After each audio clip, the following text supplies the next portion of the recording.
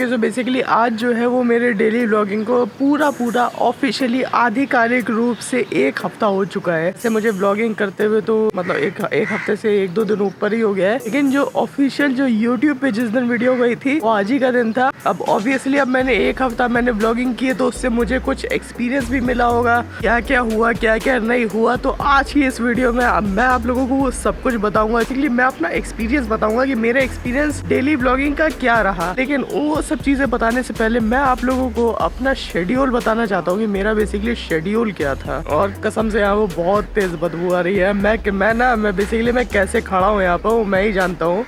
इतनी गंदी बदबू आ रही है ना, स्पेशली जब यहाँ पर आओ तब आने लगती है।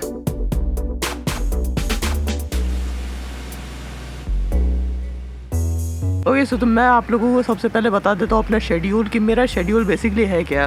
सवेरे मैं 4:30 से 5 बजे के बीच में मैं उठता हूँ और मैं 5:30 बजे मैं अपने घर से निकल जाता, जैसे आज भी मैंने निकला। और यहाँ पर मतलब जितना भी मेरे को टाइम लग जाए मैं उतना टाइम लगा के मैं अपना व्लॉग शूट करके जितना पोर्शन मैंने रिकॉर्ड किया है उस पोर्शन को मैं तुरंत एडिट करता हूँ। एडिट करने के बाद मैं फिर दिन में निकलता हूँ टाइम लैप्स लेने के लिए। फिर वो रिकॉर्ड करने के बाद मैं घर पे जाता हूँ, उसको एडिट करता हूँ, फिर पूरी वीडियो फाइल को कंप्लीट करता हूँ और उसके बाद 9 बजे तक मैं अपलोडिंग पे लगा देता हूँ। यही शेड्यूल जो है वो अभी 1 हफ्ते के लिए मतलब मेरे लिए तो एकदम परफेक्टली वर्क कर रहा है, which is a very good thing. तो अब आते मुझे दिक्कतें बेसिकली क्या हुई।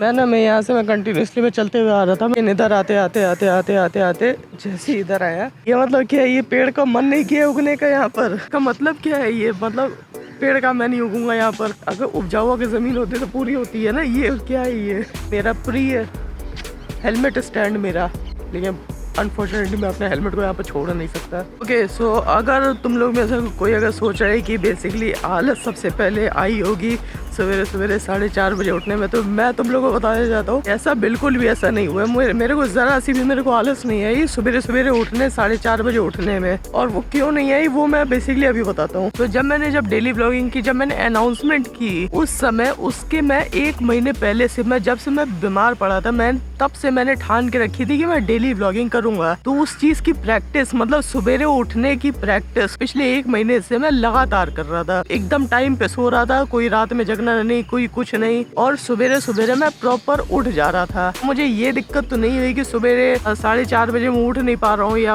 5 बजे मैं नहीं उठ पा रहा हूँ, फिर उसके बाद लेट हो जा रहे हैं, ऐसा कुछ। ये मेरे लिए प्रॉपर कोई दिक्कत है नहीं। मेरी जो पहली दिक्कत है, देखो जब मैंने स्टार्ट किया था डेली व्लॉगिंग, जो सबसे बड़ी प्रॉब्लम जो मेरे को फेस करनी पड़ी थी वो बेसिकली मैं सेल्फ कॉन्शियस हो जाता हूँ। अगर कोई भी अगर मेरे आसपास रहता है एंड ऑब्वियसली कोई अगर ऐसा घूरता है ना, एकदम आई कांटेक्ट अगर होता है ना, उस समय मैं सेल्फ कॉन्शियस हो जाता था। अब देखो मेरी सेल्फ कॉन्शियस की मेरी प्रॉब्लम थी पहले, मतलब अभी तो नहीं है लेकिन पहले थी। और फिर उसके बाद फिर व्लॉग का थोड़ा बहुत कबाड़ा हो जाता था जो कि मुझे काटना पड़ता था। अब जो है वो सेल्फ कॉन्शियस की वो जो प्रॉब्लम है वो 99% वो जा चुकी है। मेरे को अब घंटा फर्क नहीं पड़ता कि कोई क्या मुझे देख रहा है, कोई क्या कर रहा है, कोई मतलब कुछ भी।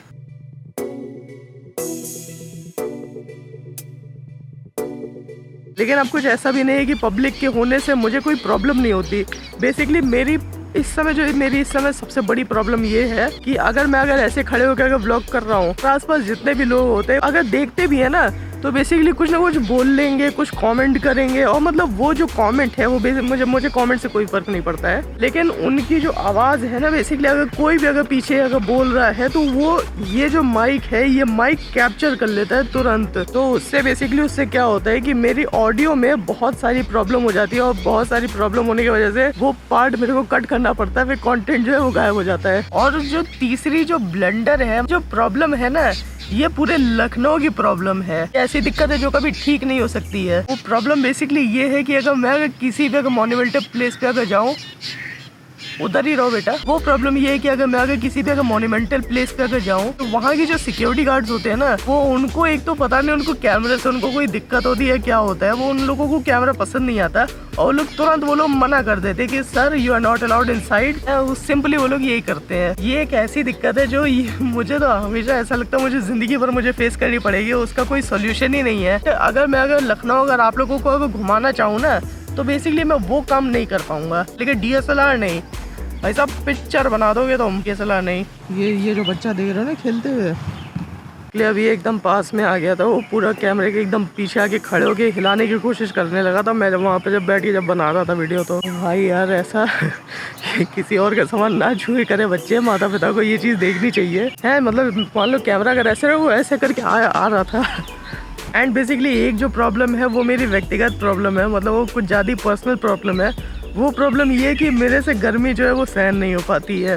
तो अगर कहीं पर भी अगर धूप दिख जाती है तो वैसा मैं अपने छाए में चला जाता हूँ, नहीं तो एक प्रॉपर एक कोई किनारा लेके मैं बैठ जाता हूँ। मतलब यार धूप में मैं घंटा में कभी भी मैं व्लॉग नहीं कर सकता कि मैं धूप में जाऊँगा मैं व्लॉग करूँगा, ऐसा कभी भी नहीं हो सकता, अनलेस एंड अनटिल कि बहुत ज़रूरी ना हो। अगर ठंडक है भाई साहब, मैं ठंडक में मैं दिन भर मैं खड़े रह सकता हूँ, मुझे कोई दिक्कत नहीं होगी। लेकिन गर्मी में वो मेरे से सहन होता ही नहीं है, मैं कर ही नहीं पाता हूँ सहन। एंड ऑल्सो एक प्रॉब्लम जो है वो ऐसी है कि वो प्रॉब्लम मतलब थोड़ी सी टेक्निकल है और उसमें कुछ पैसे लगने के उसमें चांसेस हैं। और वो प्रॉब्लम ये है कि मेरे ये जो DSLR की जो बैटरी लाइफ है ये एकदम ही छोटी है, मतलब एकदम चिंटू मिंटू वाली बैटरी है इसकी। और इसकी बैटरी चिंटू मिंटू होने की वजह से वो बहुत जल्दी ख़त्म हो जाती है। मतलब मैं अगर ये सोचूँ कि मैं फुल चार्ज में मैं पूरे दिन चला लूँ, वो तो कभी नहीं हो पाएगा। लेकिन अब इसकी जो चिंटू मिंटू वाली बैटरी है वो भी 3000 रुपये की आती है यार, 3000 रुपये की बैटरी।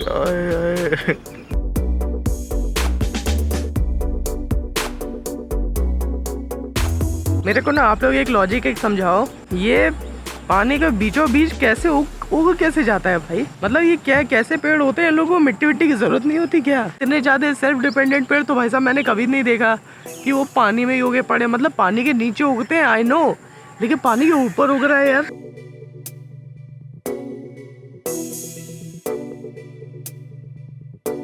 सो अभी क्या है ना, अभी इस समय 3 बज रहे हैं और 3 बजे आज थोड़े बहुत आज बादल है, वो भी इस तरफ पता नहीं बादल है, लेकिन कैमरे में नहीं दिखेगा आई एम श्योर। जो भी है जैसा भी है, हम लोग तो यहाँ पर आए हैं टाइम लैप्स लेने और वो लेके रहेंगे। ये जो गोमती रिवर है ना, ये ऐसी रिवर है यहाँ पर पता नहीं, एक तो कूड़ा इतना सारा फैला रहता है और कूड़ा फैलने के बावजूद यहाँ पर मतलब गंदी इतनी बदबू आती है ना, मतलब कोई आइडिया नहीं है। अगर तुम लोग यहाँ पर होते तो मतलब पागल हो चुके होते अब तक। एक बात बताओ, तुम तो गंगा के पास रहते हो ना, वहाँ पर भी ऐसी बदबू आती है क्या? नहीं, ऐसा तो कुछ खास नहीं है। पानी का फ्लो काफ़ी हाई रहता है तो उसकी वजह से ऐसी कुछ खास बदबू नहीं है उसमें। अबे तो ऐसी कौन सी ऐसी बात है कि यहाँ पर इतनी आग लगी रहती है कि साला इतना कूड़ा यहाँ पर आया रहता है? कोई तुम्हें लॉजिक कोई समझ में आता है क्या? वहाँ का जो वाटर होता है ना वो काफ़ी मडी टाइप का होता है, यहाँ पे क्या है ग्रीनिश टाइप का है। बाइक अलाउ है क्या? बाइक अलाउ नहीं है, वो यहीं पे ही काम करते हैं तो वो ले आते हैं उनका जब भी उनका मन करता है। वो सामान लेके जा रहे हैं ना यहाँ पर, पता नहीं क्या मोमो पता नहीं क्या क्या आगे लगा रहता है।